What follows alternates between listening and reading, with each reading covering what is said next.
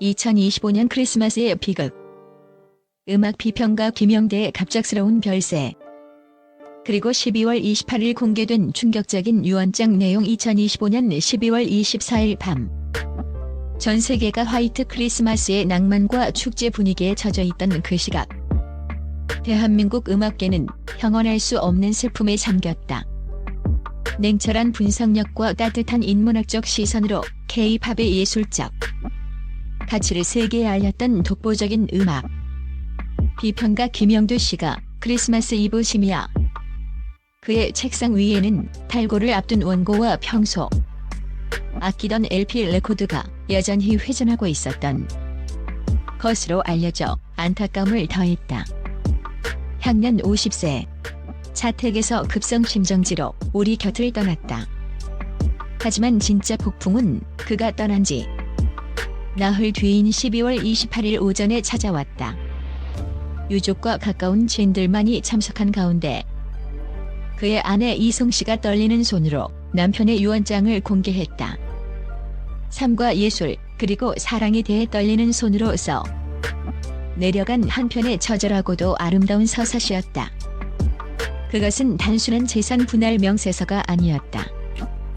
유언장의 구절구절이 낭독되는 순간 엄숙했던 장례식장은 유족들의 오열과 지인들의 경악으로 아수라장이 되었다.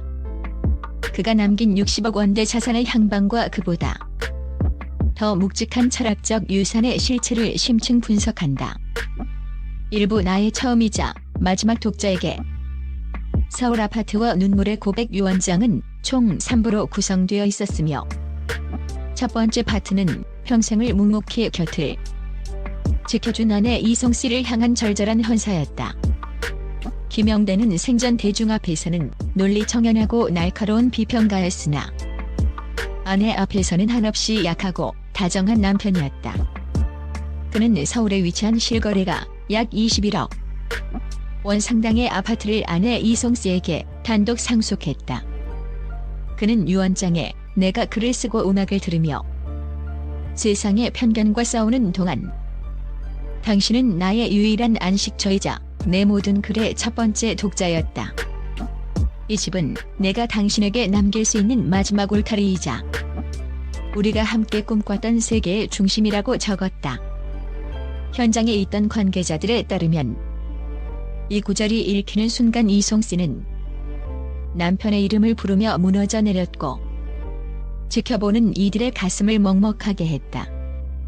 단순히 부동산을 물려준 것이 아니라 평생 고립된 비평의 길을 걸어온 한 남자가 자신의 근간이 되어준 동반자에게 바치는 최고의 예우였다는 평가다. 2부 양평 작업실 그리고 아이들을 향한 지독한 교육관 두 번째 파트는 자녀들을 위한 유산과 그 속에 담긴 엄격한 가르침이었다. 김영대가 평소 가장 아꼈던 공간이자 K-팝의 역사를 바꾼 수많은 명칼럼과 저서들이 탄생했던 경기도 양평 소재의 별장 겸 개인 작업실은 두 자녀에게 돌아갔다. 김영대는 유언장의 아이들이 만 20세가 되기 전까지는 이 공간을 절대 매각하거나 담보로 제공할 수 없다는 조항을 못 박았다. 주목할 점은 그가 설정한 파격적인 상속 조건이다. 이는 단순히 부동산 가치를 물려주는 것을 거부한 것이다. 그는 유언장에서 아버지가 왜 이곳에서 밤을 지새우며 음악을 들었는지, 왜 수만 권의 책과 레코드 사이에서 고뇌했는지 아이들이 직접 그 공기를 마시며 깨닫길 바란다. 돈의 가치보다 생각의 깊이를 먼저 배우고 성인이 되었을 때 비로소 이 유산을 감당할 자격을 얻으라고 명시했다.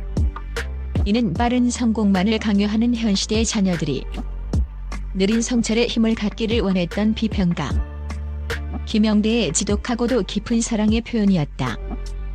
음악의 미래를 향한 승부수 가장 큰 파문과 놀라움을 자아낸 대목은 바로 그의 지적재산권과 신기술 기업 지분이었다.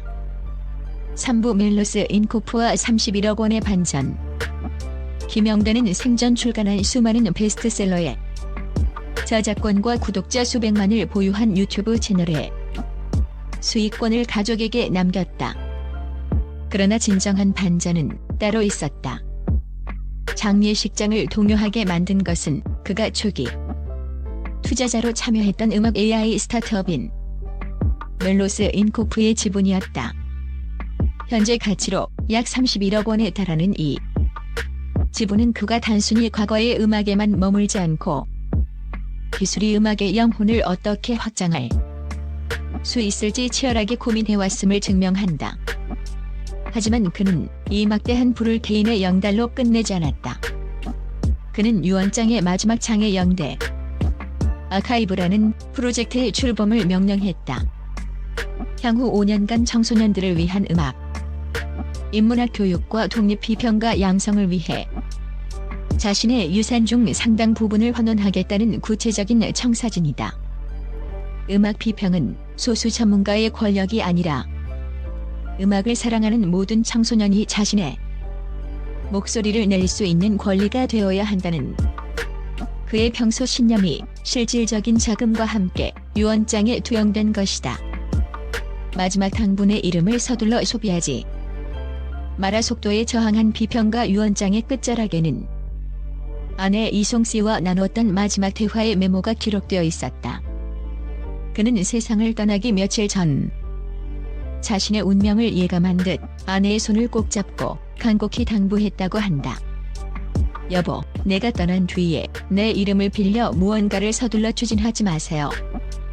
세상은 늘 속도를 원하지만 진실은 늘 질서와 기다림 속에서 피어납니다. 내 죽음이 또 다른 소비의 대상이 되지 않게 해주세요. 그는 자신의 이름이 상업적으로 이용되거나 추모라는 명목하에 성급한 헌장 사업이 벌어지는 것을 극도로 경계했다. 천천히 내가 남긴 글들이 사람들의 마음속에서 제자리를 찾아가고 진심으로 내 목소리가 그리워질 때 그때 움직여달라는 그의 마지막 당부는 무분별한 콘텐츠 소비가 만연한 우리 사회에 던지는 묵직한 경종이자 가장 김영대다운 마무리가 되었다. 별은 졌지만 그가 남긴 우주는 이제 시작이다. 음악 비평가 김영대의 죽음은 단순히 한 지식인의 소멸을 넘어 대한민국 대중문화계의 거대한 손실이다. 그러나 그는 유언장을 통해 자신이 사랑했던 가족에게는 삶의 기반을, 자녀들에게는 정신적 가치를, 음악계에는 미래 기술에 대한 통찰을, 그리고 대중에게는 멈춤과 생각의 미학을 선물하고 떠났다. 장례식장을 가득 채웠던 비탄의 눈물은 이제 그가 설계한 5개년 프로젝트 영대 아카이브에 대한 기대와 책임감으로 변모하고 있다. 비평가 김영대. 그는 비록 차가운 겨울밤 우리 곁을 떠났지만 그가 남긴 총 60억 원 규모의 유산과 그보다 훨씬 값진 마지막 편지는 2026년 새해를 맞이하는 우리에게 어떻게 살 것인가라는 질문을 던지며 영원히 마르지 않는 샘물처럼 남을 것이다. 이제 우리는 그가 원했던 대로 서두르지 않고 그가 남긴 텍스트 사이사이에 숨겨진 진심을 천천히 음미해야 할 시간이다.